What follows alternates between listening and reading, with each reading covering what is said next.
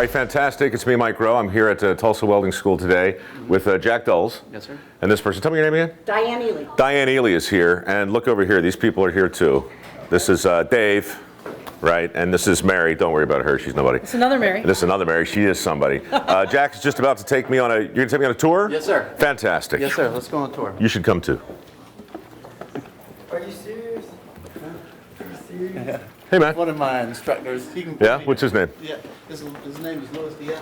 Louis? What's up, Mike? How you doing, bud? Good. I'm so happy about what you're doing. Thanks, man. You know, it's I'm awesome. happy about what you're doing. What are you doing? Are you calling somebody? Well, I was going to take a picture. Let's with take you, a if you picture don't real quick. mind. Let's If do you it. don't mind. Let's do it. If you don't mind. Let's I don't mind at all. Thank you, sir. Making friends everywhere I go. There you How long you been here? go. Since November. So I actually graduated from here. So Congratulations, man. It's just the beginning, you know that, right? Yeah. Thanks.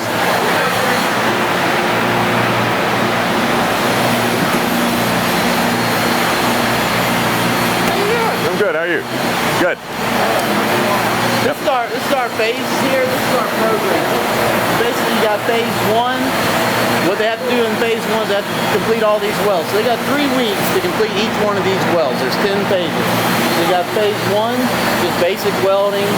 Phase two, basic welding. Then we get into MIG and flux core. Phase 3, 4. Now this is really what separates us from all the rest of the schools. What we do next into the pipe. Pipe welding is what we specialize in here. Right. Most schools don't do that. So we teach pipe welding, then we go into TIG welding on pipe, then we go down into smaller diameter pipe with making. Why the pipe? Is it because of all the shipping nearby? Just because the demand for pipe welding is through the roof. You know, Yeah. the demand right now is probably somewhere in the ballpark of 250,000 people. This is downhill welding, so like you go to North Dakota right now, they're paying $85 an hour for you to be able to do downhill welding. What is the difference from it? Basically, here at the school and all the rest of the phases, we teach them how to weld uphill. Well, on this one, we're actually teaching them how to weld downhill. Right. So, that's like you say, this is more Midwest type work. You know, like far as stainless and aluminum, Florida practically leads the nation in aluminum welding. Yeah. I mean, you want to. And that's tricky, right? Yeah. Like the aluminum's the tough stuff. Right. It's not easy. But we have, you know, you'll have our students here and you'll see what we do.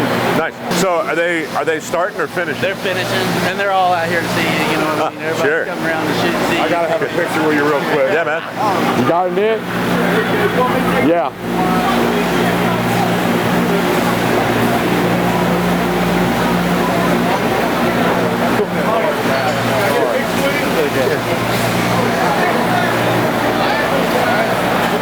Now here's a guy who's cleaning up, man.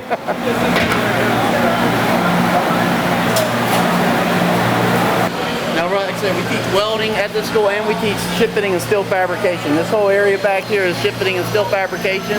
You can see some of the mock-ups that we have going on. We get them to work inside this booth here, Right. which is all like confined spaces. You go through the crawl space and come in here and work. You can see some of their projects are still on the ground and stuff, but it's just work in progress. Like I Right. say, the classes aren't out here right now. They're in the classroom. This is all our ship fitting. And like I say, everything back here is welding. Like I say, we have over 200 students just in the morning shift alone. We do about 500 students every day. How many are enrolled altogether? It's about 500. 500 altogether. I mean, it's up and down. You know, maybe there's a little more. How long's the course? The welding is 7 months, and the ship fitting is 9 months. So the ship fitting, there's 6 phases. They're 6 weeks long, and then the welding is 3 phases. There's 3 weeks long. There's 10 of them. Cool. Making sense? Makes sense to me. Okay. What we got going on here? All right, as you can see in here, this is all of our cutting equipment. We got the track torches and we got pipe bevelers. But what we got some cool stuff on here is we set up some plasma cutters. So now what we're trying to do here at the school is, I'll just tell you, students come in, they basically spend about 6 weeks out of their 7 months on one of these machines, cutting or grinding. So what we're looking to do here at the school is we're going to start providing the metal for them. Instead of a student having to go and cut the metal, we're basically going to cut it with these new equipment. We got the plasma cutters, cut it for them and basically hand it out to them. So a student walks up, here's your piece mic, you Right. weld it, come back, here's another piece mic, off you Right. go. You know, so it speeds up their production. Sure. And it makes the quality of training better. Awesome. More consistent. Alright, so this thing is pretty simple to use. Just pull a little gauge here, and adjust adjust your head to what you want. Adjust it there, we'll roll this baby back. Bring your head down. Oh, the bottom.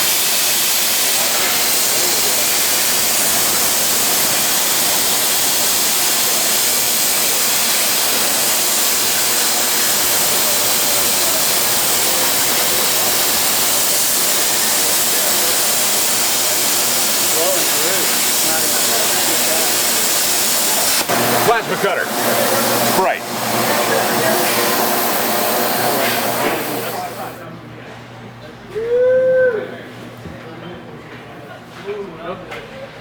No funny business.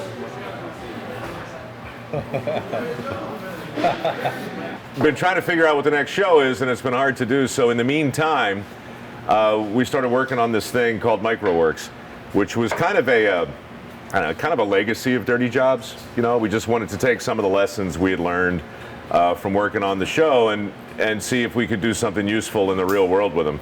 And one of the big lessons was everywhere I went on the show, I mean literally everywhere, I talked to bosses in every single state, and they all basically told me the same thing. You know, the biggest challenge that they faced in their business was finding people who were willing to learn a really useful skill and work their ass off. Honestly, I mean, that's it over and over and over again. And it was weird because in the headlines, you know, all we hear about are there are no jobs, you know, there's nothing but doom and gloom. But everywhere I went on Dirty Jobs, I'm seeing help wanted signs. And so we basically played off of that and started to say, well, how can we shine a light on that? And welding was near the top of the list. It's one of the most important jobs I've ever seen. We featured it probably 50 times on Dirty Jobs, and still, you know, there's all this opportunity waiting. So we started setting up a scholarship program and started looking for schools who, you know, people didn't know a lot about, but were doing really great work placing people.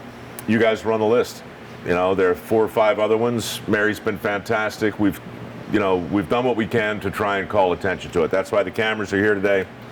That's why I wanted to say hello to you guys. Really just thank you. You're doing great work. The jobs are waiting, you know, and I think it's kind of cool that you're here, and it's a pleasure to be here with you. Anyhow, I'm just taking a random tour. We're just passing through. We're on our way up to New York. There's a bunch of press waiting to talk about this exact thing, which is great. You know, for our industry, as well as what I like to call the great blue collar comeback. Yeah. The American, you know, the country is turning more in that direction. Any help we can get exposing these guys to the industry, you know, thank you very much for that. I know particularly people in my generation, we were forced to get into engineering to further our traditional college, if you will, MBAs and whatnot. So there's kind of a void there between the people getting out of this industry and the people coming in. For me, it was about anything. I just didn't know. That's why that poster's out in the lobby, right? Not all knowledge comes from college. Skill's a matter of degree. The point is, my guidance counselor was like, look, if you don't go get your degree, you're screwed, because you're going to wind up doing something, you're going to be stuck. And so that's the thing that drives me personally crazy. It's like, what, you know, it's you can't just say that one path is the best way for the most people. But I think that's what we've done, and that's why there are hundreds of thousands of jobs available right now. People don't have the skill for it. I have a feeling that welding is going to become